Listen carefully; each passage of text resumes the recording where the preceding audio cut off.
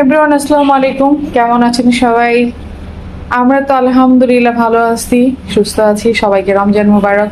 এই রমজানে আমাদের যে অবস্থা, আজকে আমার ভাগ্নি রান্না করছে ডিম, 4টা ডিম রান্না করছিল। এদিকে আছে আর হচ্ছে মুসুরি ডাল ভুনা করছিল। আর এখন সে রান্না করবে হচ্ছে বিরিয়ানি। তো আমরা চিন্তা করলাম আর কি, এখন আপাতত খাওয়ার জন্য একজন আমরা চাল নিয়ে আসছি, ইনস্ট্যান্ট করবো, এর চেয়ে বেশি করবো না। বিরিয়ানি মশলা নিয়ে আসছি, কারণ যেহেতু বিরিয়ানি খাবো তো কোক না হইলে হয় না। আর কোকটা একটু ফ্রিজে রেখে দিই, ঠান্ডা হয়ে যাবে। আমরা মানুষই 2 জন। আর হচ্ছে সার্ফ এক্সেল আমরা এখনো বাজার করি নাই, মানে আর কি আপাতত আর কি নিয়ে আসছি। 10 টাকার একটু নিয়ে এসেছি, এটা নেওয়া যে কালকে চাদর দাও, ডিমটা রেখে দিই। আর এখন হচ্ছে এই তো আমরা মাংস টাংস সব ভিজে রেখে গেছিলাম, আদা ভিজে রেখে গেছিলাম, দুধ ভিজে গেছে? দই, হ্যাঁ দুধ দিতে হইব একটু, এর লেগা বাচ্চাদের জালটা রেখে দেবো, কিছুটা দিয়ে দিবে। ওই এখনই চুলায় দিয়ে দাও, এক চুলায় জ্বালাতে থাক, ওই গণটাই দিবা, তাহলে ভালো লাগবে। আর এদিকে পাট শাক রান্না করছিলাম, ভাত খাইছিলাম আজকে। আসলে অন্য কিছু খাই নাই, ভালো লাগতেছিল। আজকে ভাগ্নি রান্না করবে তো, আজকে হচ্ছে ভাগ্নি রান্না করবে। হ্যাঁ, সবটুকু দেখবো, জাল করে ফেলবা, যতটুকু লাগে বিরিয়ানিতে দিবার, বাকিটা হইতাছে আমি খাবো। আজকে না কেউ রান্না করবে, দেখি কি করে, খায়া দেখি। খায়া কি বাচ্চা থাকবো না মইরা যাবো, কে জানে। করো না। আচ্ছা, কি রান্না করে খাওয়াইবা?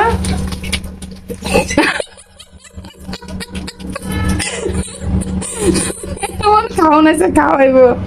আমি ওর সঙ্গে একটু হেল্প করি। দুধ গুলা তো ঘনকে এগুলো দুধ ঘনই থাকে, গরুর দুধ। আমি দেখলাই খাই সব সময় সেইরিতে। হ্যাঁ, সারিতেই তো আমাদের দুধ, মানে গ্রামের থেকে তো আনা হয় না, এবার তো আনা হয় না, এবার তো সব কেনাই খাওয়া হয়েছে আমার। বড় লোক মানুষ তো আমি, তাই কিনা কিনে এরকম দুধ খাই। আপনি এরকম খাইবেন যারা বড় লোক। তারপর মাংসের মধ্যে কি দিতেছে, লেবু। হ্যাঁ, আর একটু চিপড়াও, চিপড়া দাও একটু। আতে কি শক্তি নাই? বেশি দিলে পরে আপনার কি লাগে, টক লাগে। টক লাগবো। দেখি আছে কি রান্না করে খাওয়াও। আর কি দিবা? এইটা কি টক দই? টক দুই থাকছে তাহলে বললে হয়েছে না? এরপরে কি টক দই দিছো? আরো দেও, এটুক দিতেছো গেলে গা। হয়েছে। এরপরে কি চিনি দিতেছে? মানে এটা হচ্ছে আমাদের মতো করে আমরা করতেছি, কে কি করলো এটা দেখার সময় নেই। আমরা যেভাবে করি এইভাবে কইরা খাবেন, দেখবেন নেক্সট টাইম খেলে খাইতে ইচ্ছা করবে।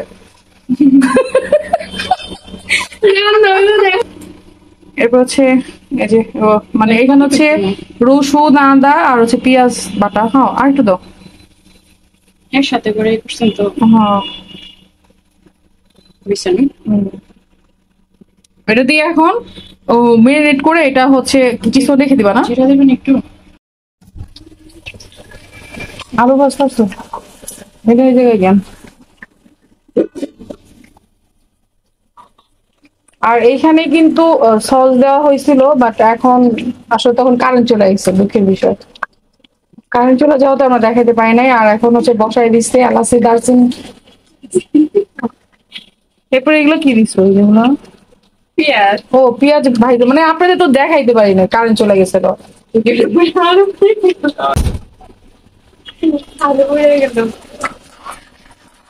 আর এগুলো হচ্ছে আলু ভাজতেছে।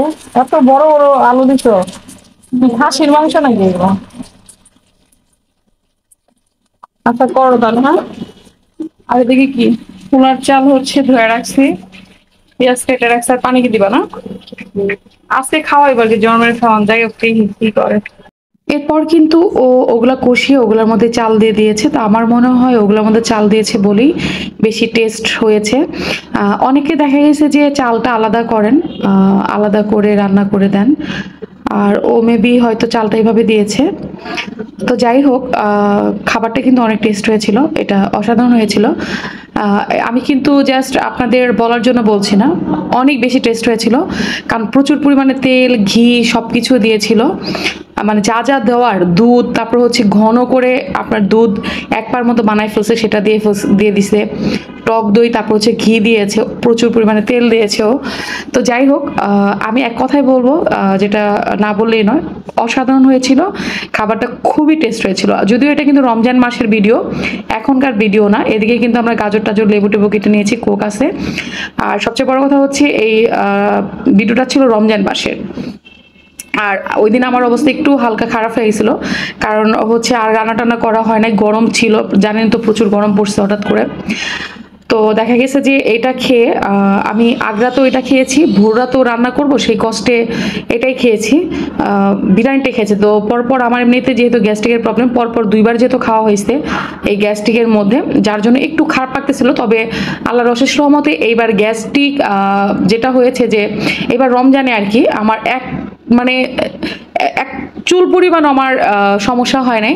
যেমন প্রতি রমজানে আমার গ্যাস্ট্রিকের ব্যাপার নেই, যেটা হয় রোজার মাসে একটু না একটু ব্যথা উঠে। দেখা গেছে আমি এর আগের বার একটা রোজা ভেঙে ফেলছিলাম ব্যথার কারণে, তো এরকম প্রবলেম হয় টুকটাক। তবে এইবার আল্লাহর অশেষ রহমত যে আমার 30টা দিনের মধ্যে একটা দিনও আমার খারাপ লাগে না। তবে টুকটাক খারাপ লাগছে, যে একটু খারাপ লাগতেছে, গ্যাস উঠতেছে, একটু হালকা জ্বলতেছে, এরকম হয়েছে। কিন্তু আছে না যে একটা প্রবলেম, হসপিটাল পর্যন্ত যাইতে হয়েছে বা ওষুধ খাইতেই হবে, না খেলে না খাওয়া পর্যন্ত সমস্যা হয়ে গেছে বা সমস্যা হয়ে যায়, এরকম কোনো কিছু হয় নাই। যেমন এই বিরিয়ানিটা খাওয়ার পর 2 বেলায় যখন আমি খাইছিলাম, ভোর রাতে আগ্রাতে, তো ইনস্ট্যান্ট আমার কোনো প্রবলেম হয়েছিল না, কারণ আমি তো বসা ছিলাম অনেক সময়, শুয়ে পড়ি নাই। খাওয়া দাওয়া করে শুইলে বেশি গ্যাস্ট্রিকের প্রবলেম হয়, কারণ খাবারটা উপরে উঠে যায়। আপনি যদি আধা ঘন্টা 15-20 মিনিট একটু হাঁটাহাঁটি বা বসে থাকেন, তাহলে খাবারটা নিচে নেমে যায়, তখন আর এই গ্যাস্ট্রিকের প্রবলেমটা হয় না। তো আমার দেখা গেছে কি ভোর রাতে ঘুমানোর পরে মানে একটু খারাপ লাগতেছিল, মানে খাবারটা হয়তো পরের দিকে একটু উপরে উঠছে, তখন একটু হালকা মানে ঝাঁঝালো লাগতেছিল, গলা দিয়ে কেমন যেন শ্বাস উঠতেছিল, একটু খারাপ লাগতেছিল। সেটা আল্লাহর অশেষ রহমতে কিন্তু ঠিক হয়ে গেছে। যাই হোক, ভিডিওর একেবারে শেষ পর্যন্ত চলে এসেছি। খাবারটা অনেক বেশি টেস্ট হয়েছিল। সবাই ভালো থাকবেন, সুস্থ থাকবেন। আল্লাহ হাফিজ, আসসালামু আলাইকুম।